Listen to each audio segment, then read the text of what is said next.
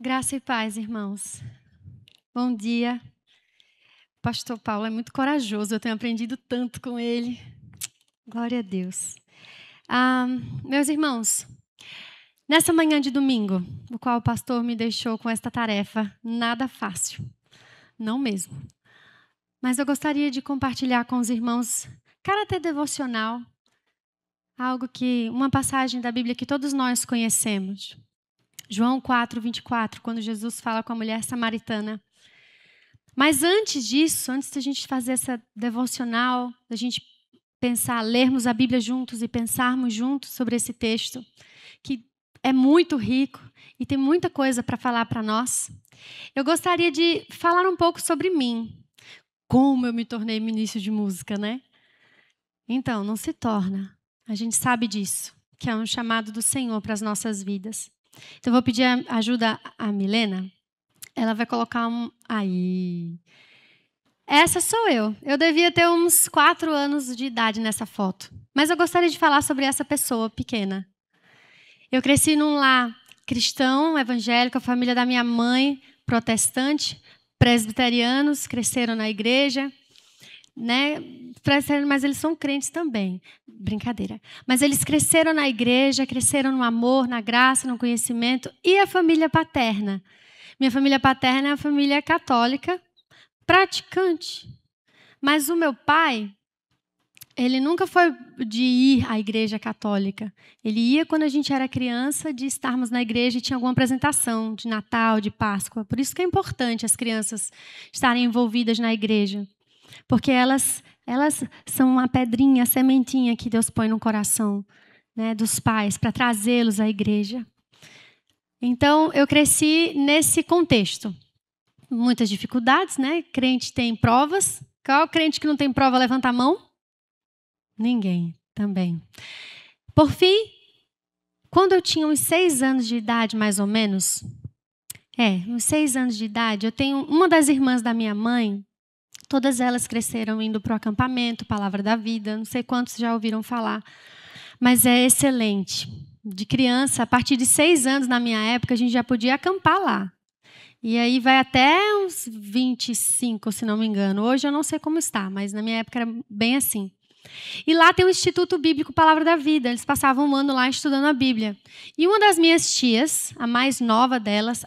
um detalhe, a minha família é um pouquinho grande. A família, por parte de mãe, meu avô e minha avó tiveram 18 filhos. Ele casou, teve 5 filhos, a primeira esposa dele faleceu, e aí ele casou-se com a minha avó e teve mais 13. Meu avô é menino que só, viu?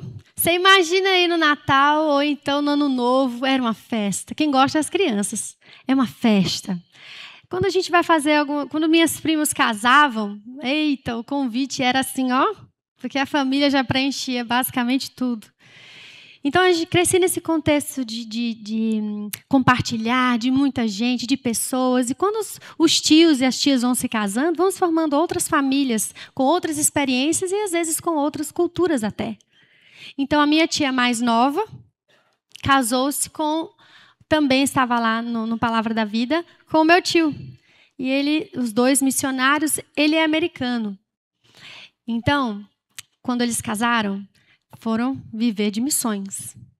E aí eles plantaram a igreja a qual eu estava antes de vir para cá, Caruaru, no interior do estado de Pernambuco, que fica 1h30 da cidade de Recife. Então lá eles estão por 35 anos lá com a igreja de pé, e louvado seja Deus por isso. Mas por que eu falei deles? Agora eu vou voltar um pouquinho para mim. Todas as férias de janeiro, julho, a gente ia para lá, porque os meus primos, os filhos deles, eram mais ou menos da nossa idade. E a gente ia para lá. E lá, eles, no início de tudo, antes de ter a igreja, o templo, eles faziam na casa deles, na área da piscina, na casa, na verdade, dos pais do meu tio, né? O pastor Felipe, o pastor Lu e a irmã Fé, que vieram para o Brasil também. Eles que começaram tudo. E daí, era na área da piscina da casa deles, a igreja. Ficou lá por uns 5, 6 anos. E eu lembro que quando o meu tio estava lá pregando, por favor, Mi, bota o próximo, o pessoal, Milena, olha aqui. Obrigada. Pula aí. Aí. Essa é minha tia e esse é o meu tio. Eles não estão velhinhos já, né? Tá bom. Mas eles eram bem novinhos. E começaram lá aquele trabalho. E ele também é missionário aqui no Brasil pela Bolsa dos Samaritanos. É um projeto que começou com Billy Graham, o filho dele, Franklin Graham, que continuou, né? E ele é o diretor aqui no Brasil desse projeto. E eu creio que eu vou trazer aqui para o nosso estado, em nome de Jesus. Em nome de Jesus. É lindo esse projeto, não vou falar dele agora, senão vou perder o foco. Mas ele pregava. E quando ele começava a falar de Jesus, eu senti uma coisa assim, não sabia explicar. Mas eu sabia que aquele Jesus que ele estava falando, aquele Jesus que ele falava do amor derramado naquela cruz para me salvar. Eu queria servir aquele Jesus. Eu queria, era uma inexplicável, não sei dizer, mas eu lembro que eu tinha exatamente 6, 7 anos de idade. E eu levantei, e ele perguntava que quem fazia o apelo, né, quem quer aceitar Jesus, eu levantava a mão e eu ia. E mesmo que só tinha eu, ele orava ali por mim. Amém. No próximo domingo, ele fazia de novo. E ele fazia o apelo. E o que acontecia? Eu levantava a mão de novo e eu ia. E ele orava por mim de novo. E aí no próximo... Gente, é um mês de férias. Um mês tem mais ou menos 4 domingos. 4 finais de semana. Então ele me aguentou por 4 finais de semana levantando a mão e indo lá. E disse, eu quero aceitar Jesus. Eu quero esse Jesus. Eu quero Jesus. E você sabe o que é o mais interessante? Ele orava por mim todas as vezes que eu levantava a minha mão e ia lá para frente. E ele era meu tio, eu estava na casa dele. Você sabe quantas vezes ele me chamou e disse assim, Malu, você não precisa ir mais não. Sabe quantas vezes ele fez isso? Nenhuma vez ele fez isso comigo. Até que as férias acabaram e eu voltei para Recife. Então eu voltava de novo para a minha vidinha lá em Recife. E aí eu fui crescendo, tornando adolescente, buscando o Senhor na igreja. A gente vai amadurecendo um pouquinho, né? Conforme o nosso entendimento, conforme a nossa idade, nossas experiências de vida. E você sabe quantas vezes as pessoas me diziam quando perguntavam, o que é que você quer ser quando crescer? Essa é a pergunta que toda criança, coitada, deve responder. Já não aguento mais quando me perguntam isso. Mas é a pergunta número 1 quando a gente conversa com a criança. O que você quer ser quando crescer? E aí elas respondem, eu quero ser policial, bombeiro, eu quero ser médico. Aí eu queria ser médica. Mas lá na igreja, de Caruaru, eu tinha uma melhor amiga, eu e minha prima. A gente dormia lá na casa dela e a mãe dela é ginecologista obstetrícia. Então ela tinha que sair no meio da noite, porque se uma mulher, né, for ter neném, às vezes ela tinha que ir. E a gente dormia, não via, não vou dizer o nome, né? Eu dormia, mas não via. Quando eu acordava, ué, cadê ela? Já foi? Eu disse, médica? Não. Eu quero ter tempo para minha família, cuidar do meu esposo, dos meus filhos, da igreja. Não dá para ser médico, Jesus. E agora? Então a gente vai vivendo, vai crescendo, vai crescendo. E trabalhando na igreja, com a obra, no amor do Senhor. E aí, quando eu estou adolescente lá no ensino médio, eis a pergunta, você tem que escolher agora a sua área. O que você quer ser agora? Porque você está grandinho, né? O que você quer ser quando crescer? Mas lá dentro do meu coração eu queria servir a Jesus, eu queria estar na igreja. E a coisa que eu sei fazer, eu não sei pregar, vocês já viram, né? Então o que eu sei fazer, eu gosto de cantar. E agora, Jesus? Eu gosto de tocar. Eu quero dar o melhor de mim para o Senhor, naquilo que eu sei fazer. E ali a gente tinha que escolher a nossa área e etc.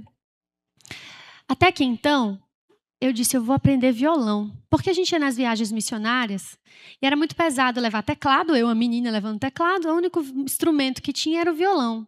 Então eu vou aprender. Estava estressada com o negócio de vestibular, então eu vou aprender. E eu estava lá aprendendo, tentando, insistindo. Lembro que quando eu era um pouco menor, meu irmão que fez aula de violão, e ele passava tudo para mim.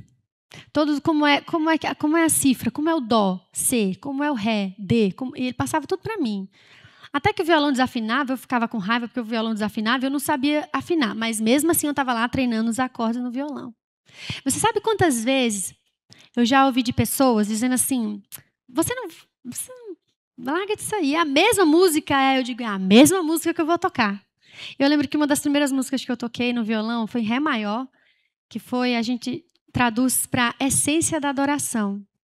Heart of Worship. E quem me deu essa cifra, uma cifra amassadinha assim, foi um missionário chamado Jim Gloyd, de Ventura, Califórnia.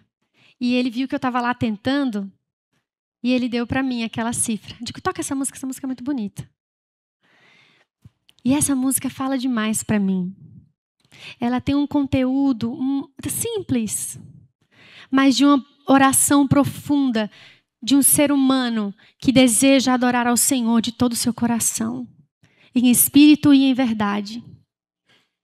Nós temos o compositor dessa canção, da qual eu gosto, ele é Matt Redman, ele é famoso, tem muitas músicas que a gente canta. E tem muita tecnologia hoje em dia. E tem muita luz, muito som, muitas vozes dividindo numa vez só. Faz um coral bonito aqui, guitarras duas, um baixo maravilhoso, um baterista. Nossa, parece que... Mas o perfeito louvor vem de dentro para fora. A gente já sabe. A gente quer dar o nosso melhor para Deus, não estou dizendo que não devemos. Temos que. Mas quando a gente tem esse coração humilde, de dentro para fora, a gente faz o melhor para Deus, porque a gente sabe que Ele é santo, poderoso, e Ele não merece qualquer coisa de nós. Ele merece tudo de nós.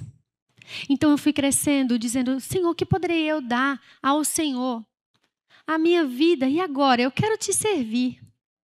Como é que eu vou ganhar dinheiro para sustentar missões? Eu lembro que quando a gente orava eu, minha mãe e meu irmão de joelho, aí a gente estava orando, Senhor, eu quero te servir na igreja, eu quero estudar música, eu amo o Senhor, mas me ajuda, porque a gente sabe que é difícil. Como é que a gente vai viver? De quê? Das ofertas, né? É verdade, o Senhor pode todas as coisas. E quando era a vez do meu irmão fazia assim, Senhor, eu não sei fazer nada, mas eu quero trabalhar, ganhar bem muito dinheiro para sustentar minha irmã. Essa era a oração dele. E ele fez isso, viu? Ele cumpriu. E até hoje ele cumpre, quando ele vem à casa de Deus e deposita do seu. Quando a gente tem um coração disposto a servir ao Senhor, tudo na nossa vida gira para Ele. Mesmo que somos falhos, erramos muitas vezes, somos impacientes, mas o Senhor nos ensina, nos molda, nos capacita para o louvor da glória dEle, para Ele mesmo. Porque no início de tudo, fomos criados para isso. Então eu comecei a crescer e eu disse que agora eu vou fazer música. Eu lembro, eu tenho uma professora, eu tinha na época, ela era minha professora, hoje ela não é mais, mas ela não morreu, está viva. A professora Ítala, ela era maravilhosa. E ela era casada com o meu professor de matemática e física. Eu não gosto muito de matemática, mas eu era boa em física. Como é que pode? Então eu fui para a área de exatas. Não sei o que eu estava fazendo lá, mas eu fui para lá. E ela ficava, você tem que fazer direito. Eu digo, mas eu não quero fazer direito. Deixa eu ver aqui, quero ficar aqui. Quero aprender esse negócio de matemática aqui. Só que ali não é para aprender, ali é para você se aperfeiçoar. Por fim, meus irmãos, a gente, naquele tempo de vestibular, a gente escolhendo, na dúvida, no caminho do Senhor, o que eu vou fazer, meu Deus? Eu também preciso honrar os meus pais, o que eu vou fazer no vestibular? Mas ela dizia, você pode fazer música, faça música por hobby, porque você gosta, depois você faz. Mas eu não fiz, nem fiz direito, como ela queria que eu fizesse, porque eu gosto muito da área de humanas também, eu amo ler. Mas eu não fiz o que ela queria que eu fizesse. Eu fui fazer o quê? Administração. Lá em Recife, em Pernambuco, éramos na época duas grandes faculdades, a Universidade Federal de Pernambuco, a UPE, e a UFPE e a UPE, que era a Universidade de Pernambuco, que era estadual. E aí eu fiz para a UPE. Eu passei, botei segunda entrada, mas eu estava com um papelzinho assim na mão.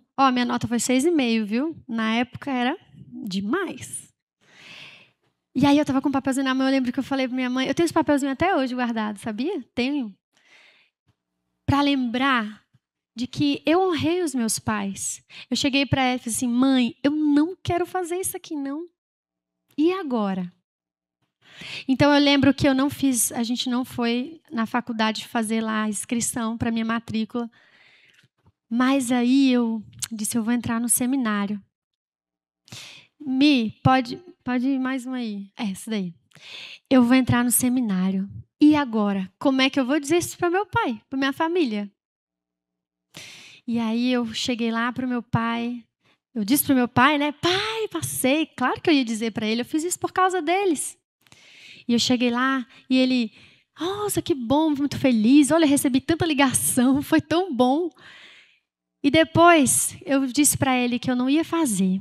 Que eu ia entrar no Seminário Batista. Que ficava na zona norte do Recife. A zona sul é uma zona de praia no Recife. Eu morava na zona sul. E o seminário é na zona norte, bem ali no miolo, no centro do Recife. Era mais ou menos uns 40 minutos da minha casa. E com aquele trânsito maravilhoso, dava 1h30. E eu lembro que eu disse isso para ele. E ele falou assim, eu não esperava, eu nem sei o que eu esperava ouvir dele, mas eu não esperava ouvir isso. Mas ele falou assim, se você está feliz, papai também fica feliz. Aquilo ali para mim foi a resposta de Deus. Do que eu precisava somente para dizer assim, é da vontade de Deus. Deus vai fazer aquilo que eu não posso fazer e Ele fez. O meu pai sempre foi um homem muito amoroso, mas ele tinha problema com álcool. Então você imagina como eram os nossos problemas do crente. Imagine aí. Ele não era cristão protestante, mas ele amava que estivéssemos na igreja, porque ele sabia que ali era o melhor lugar. Veja que coisa, não? Para um ímpio, vamos dizer assim, uma pessoa ignorante da palavra de Deus, literalmente, saber que a igreja é o melhor lugar onde os seus filhos podem estar, onde eles podem crescer, com honra, com dignidade, para ser alguém na vida. Como é importante a estrutura da igreja. Eu sei que hoje está muito banalizada, não é? Estão até pintadas de preto. Nem parece igreja, parece um galpão, a gente vai para lá, pensa que nem vai estudar. Mas ainda assim, é o melhor lugar aonde devemos estar. Então, eu me formei em música, com habilitação em educação musical, porque para mim era a área que abrangia muitas coisas que eu queria fazer dentro da igreja. Eu não queria piano, não tenho vocação para ser pianista. O canto que a gente tem lá no seminário, do norte, era o canto erudito. Então, eu também não tenho vocação para cantar erudito. Apesar das minhas aulas de canto serem maravilhosas, porque é um canto que te exige mais exercício, mais, como eu posso dizer, concentração. Exige mais de você para que o seu canto seja correto. Né? Diferente de um canto popular, onde a região ali é mais... É mais acessível, é mais gostoso, você não exige tanto técnicas para você fazer bons agudos ou bons graves. Então, eu não tinha também esse dom, não. E composição. Nossa, composição, tinha que escrever para a orquestra, escrever. Eu digo, não, já estou cansada. Então, vou fazer educação. Educação era maravilhoso. Peguei todas as disciplinas que eu poderia pegar, instrumentais, piano, canto, todas as idades. Eu ia trabalhar com pessoas, que era isso que eu queria. Trabalhar com gente, abraçar, de ensinar, de estar perto, de encorajar. Assim como eu fui encorajada, eu também quero encorajar. E quero que os meus alunos sejam bem melhores do que eu. Quem sou eu? Já fiquei mais velha, né? Já estou aqui, mas eles podem ser mais. E esse era o desejo do meu coração, trabalhar com pessoas. E utilizar da música para isso. E pregar o evangelho. E sair por aí com um grupo de pessoas também, tocando meu violão, meu velho e bom violão lá, com minhas notas. Todo mundo dizia que era nota ruim, nota feia, nota podre, eu não estou nem aí. Eu quero louvar a Jesus. Sabe quantas vezes as pessoas disseram, você vai morrer de fome? Pessoas próximas de você, que nem deveriam estar falando isso para você, né? Mas quando eu compartilhava dos meus sonhos, do que eu queria ser, eu vou trabalhar com a igreja. Sabe, eu vou morrer de fome. Mas aquilo ali ficava no meu coração. E eu dizia assim, Senhor Jesus, não deixa eu morrer de fome, não. A gente fica só para jogar assim na cara do irmão, assim, que eu não vou morrer de fome, não. Mas isso também não é de Deus, não, viu? Isso também não é, não. Então eu pedi para Jesus tirar do meu coração. né? Porque não pode ser assim. Servir a Deus é muito... não é? Já pensou? Você quer dar o troco, mas não pode. Deixa que a vingança é do Senhor. Por fim, meus irmãos, o Senhor também me deu muita oportunidade. E Ele também me deu o inglês como uma segunda língua. E aí eu também sou da área de educação. Então, veja, Ele não me deixa morrer de fome. Eu tenho também com que me sustentar. Sou professora, né? Sou professora. Amém por isso. E o Senhor me sustenta. Glória a Deus. Tudo porque é um coração diante do Senhor. Um coração disposto a servir. O Senhor pode trabalhar. Ele pode fazer aquilo que a gente nem imagina. Agora eu vou entrar na mensagem. Mas eu não vou demorar. Não vou não, viu, professores? Então vamos ler juntos João 4, 24. Ops, 24 não. Eu vou ler tudo, certo? Porque é uma história muito bonita. Quero que a gente acompanhe essa leitura.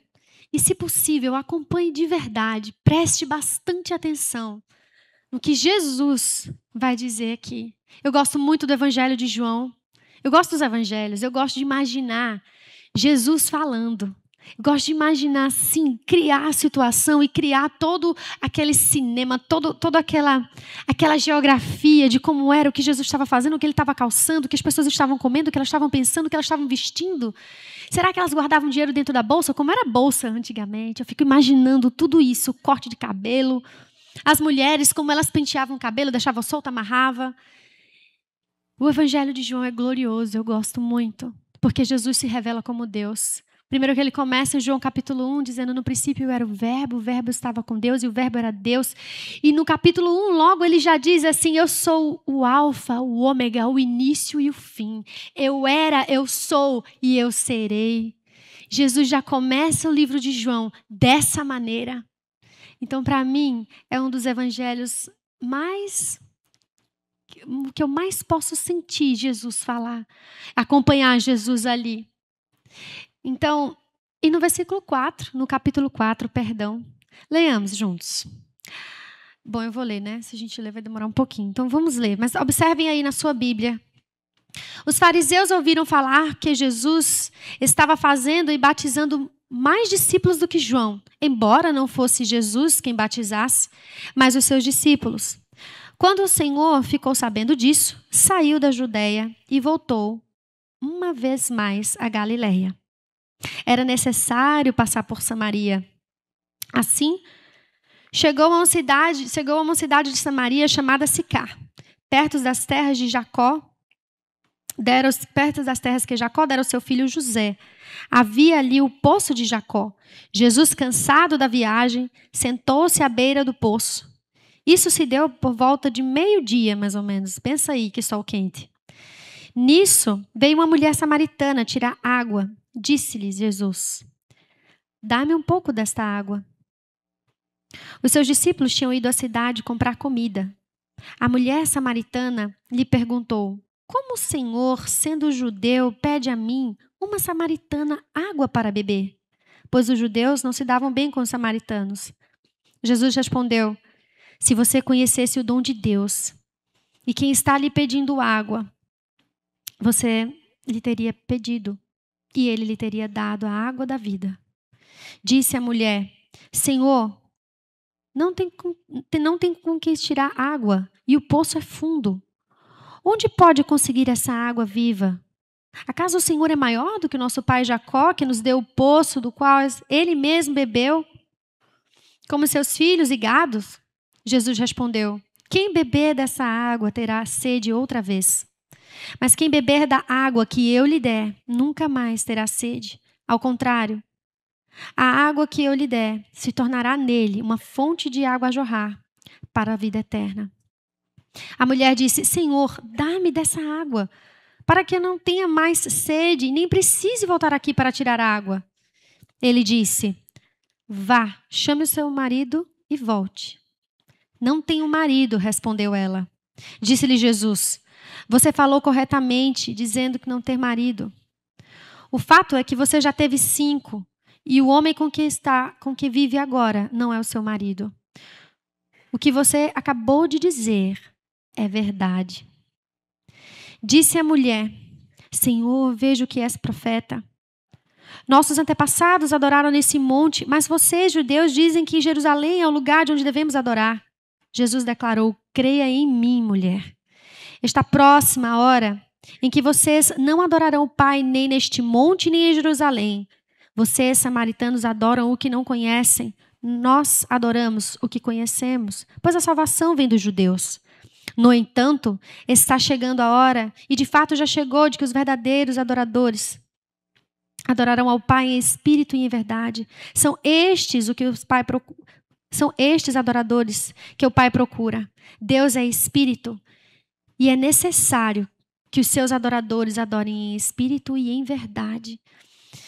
Disse a mulher: eu sei que o Messias chamado Cristo está para vir. Quando ele vier, explicará tudo para nós. Então Jesus declarou: eu sou o Messias, eu que estou falando com você. Essa é uma passagem, um capítulo muito rico, fala de muita coisa. A gente pode extrair, acho que os teólogos aqui estão se coçando. Mas, de uma maneira bem simples e bem direta aqui, como Jesus fez com essa mulher. Você já ouviu o livro Sem Palavras? É um livro literalmente um livrinho sem palavras. Eu até ia trazer, mas esqueci. Ele não tem letrinhas, ele só tem cores. E a gente usa para fazer isso aqui que Jesus fez com a mulher, falar o evangelho. E tem uma música que a gente costuma cantar junto com eles, que é meu coração era sujo, aí mostra a cozinha preta, mas Cristo aqui já entrou, aí mostra o coraçãozinho branco. Com seu precioso sangue. Tem gente que sabe. Tão alvo assim o tornou. Coração branco. E diz em sua palavra que em rua de ouro. Coração amarelo. Ó dia feliz quando eu criei, a vida eterna ganhei. O coraçãozinho verde da vida eterna, a esperança do céu. E foi isso que Jesus fez com essa mulher. Veja que forma tão direta, tão simples, tão objetiva. Aqui eu vejo 3 coisas como bom batista, né? 3 coisas, antes, durante e depois. O antes, uma mulher amargurada, triste. Você já pensou sair daqui? A gente sai aqui da igreja, vai até o nosso carro. Tá friozinho ou tá quentinho? 12:00. E tá aquele calor que quando a gente entra do carro, nada resolve, nem ar-condicionado resolve. Você imagina ela ter que andar até o poço, carregando uma jarra de barro na cabeça, pesado, porque ela não queria ver ninguém. Ela não queria encontrar com ninguém. É aquele povo que não quer ver, não quer saber, não preciso encontrar, não estou nem aí para você. Devia estar chateada, devia ser uma vida triste. Veja, uma mulher que casou 5 vezes e o que ela estava agora, nem marido dela era. Então ela já estava para ela no fim do poço. Não tinha mais jeito dela voltar a sonhar com nada. Samaritana, olha só, samaritana. Um povo que era escanteado pelos judeus. Certamente, quando ela casou da primeira vez, ela tinha esperança. Ela tinha esperança de construir famílias. Vou ter meus filhos. Vou ser uma samaritana honrada, honrosa. Vou poder ter as minhas coisas. Mas aí não deu certo. A gente sabe que naquela época o homem que abandonava a mulher, não mudou muito. Mas naquela época ele escanteava, mas ela não podia mais voltar para a família dela. Porque agora ela foi abandonada.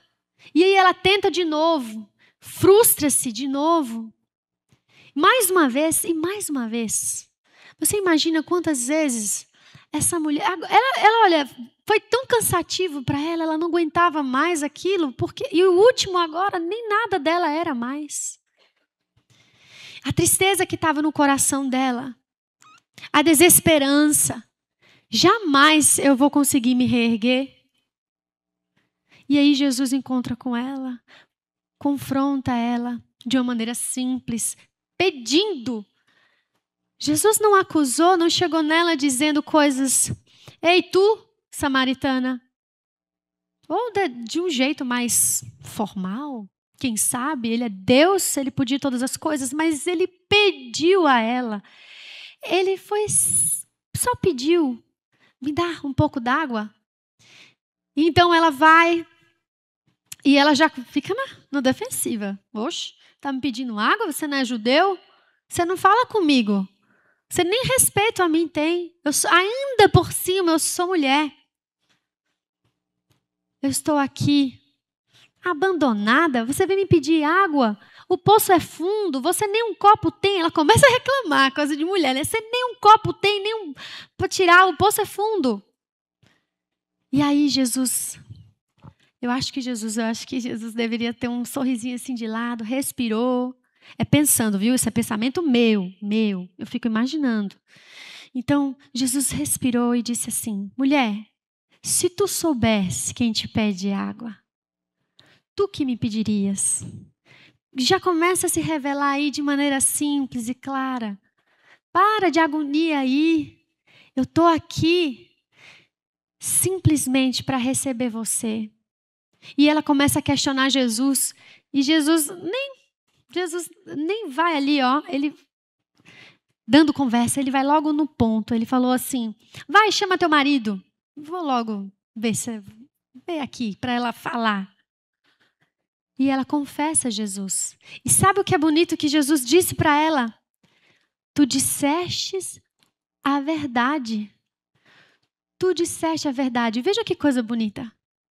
Quando estamos diante de Deus, confessando a Ele o que tem dentro do nosso coração, todo orgulho, toda vaidade, porque às vezes, olha, a gente talvez não perceba, mas o músico tem uma vaidade. Eu estou falando da minha área, viu? O músico tem uma vaidade, aquele que sabe tocar melhor, aquele que não quer tocar com o irmãozinho que toca menos do que ele. Mas Jesus tira fora tudo isso. Quando Jesus tira isso de mim, tira aquelas pessoas que disseram que eu ia morrer de fome, tira isso de mim, Jesus. Porque eu quero ser igual ao Senhor. E aí ela diz: você disse a verdade. A verdade já começou aí. E acabou-se. E a gente agora vê toda a história do texto de que ela se derrama e ainda ela não entende muito bem, porque ela fala assim: Jesus, onde devemos adorar? Ela tem questões, né? É lá em Jerusalém? Porque vocês, judeus, dizem que é lá, ou é aonde eu devo? Eu não quero mais voltar para esse poço aqui. É muito chato voltar de meio-dia debaixo de um sol quente até aqui.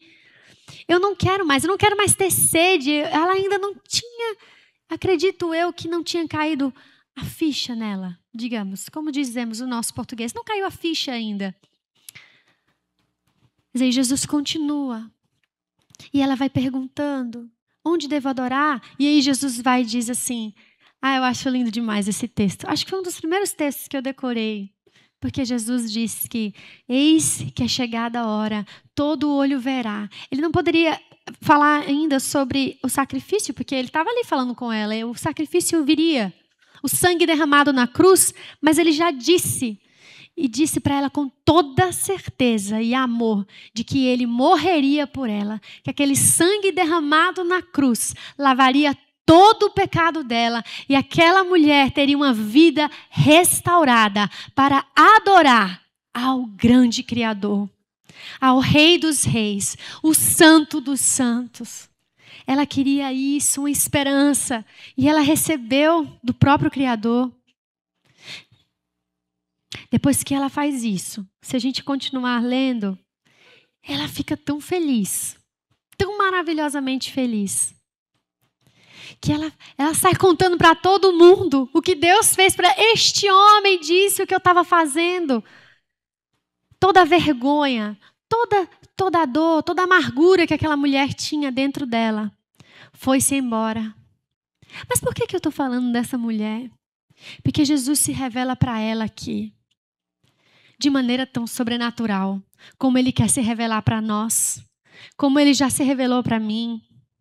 O inimigo quer tirar de nós as nossas forças, a nossa família. Ele quer destruir. Ele não quer ver você e eu felizes, mas cabisbaixo. Eu trabalho numa instituição de ensino E lá tem alguns professores de outras religiões. E aí tem umas que gostam de viver feliz lá. Olha, ela sempre está feliz. O que é que ela sempre está feliz? Eu cheio de menino, cheio de relatório para fazer. Misericórdia. E eu ri. Eu fico, amém, Jesus, amém, eu recebo. Deixa ela falar. Fiquei calada. E faço o quê? Vou sorrir. E daí ela fez assim, o que ela tem? Que ela só vive sorrindo assim, não sei o quê, não sei o quê. Aí eu olhei assim, tem uma lá, que ela é da macumba, e ela disse assim, não, eu já sei o que ela tem. Aí eu digo, você já sabe? Eu não preciso responder, preciso? Aí falou outra coisa lá, eu disse assim, olhei para ela, sorri e fiz assim, é ele mesmo. É Jesus mesmo que faz isso.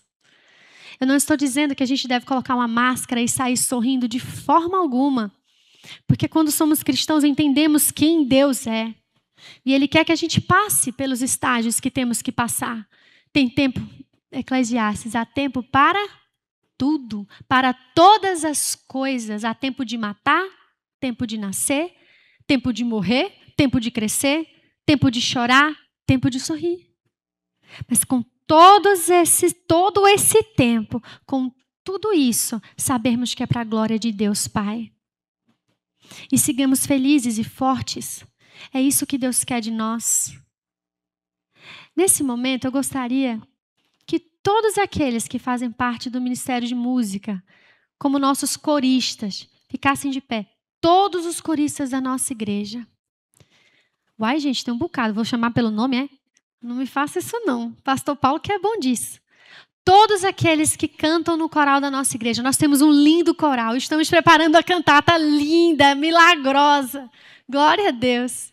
Agora que todos os músicos ficassem em pé. Aqueles que tocam algum instrumento. Eu sei que tem. Agora que eu vou ver. Cadê os trompetistas? Cadê aí os trombonistas? Fique de pé aí, os violonistas, violinistas. Temos regentes também aqui na nossa igreja. Fiquem de pé. Por favor, meus irmãos. Olha, estou vendo um ali, ó. Agora eu vou saber quem são. Você que toca algum instrumento de sopro, você toca flauta? Eu quero saber, quero fazer um grupo de flauta doce. Já vi um quarteto de flauta doce? É maravilhoso. Fique de pé que eu quero ver, viu? Muito bem. Você agora que tem mais gente. Tem, não? Tem. Fique de pé aí. Você não está cansado, não, que você ficou sentado quase 30 minutos. Enquanto os meninos vêm para a gente cantar a última canção, a canção que fala ao meu coração, eu gostaria de dizer uma coisa para você, que faz parte do Ministério de Música.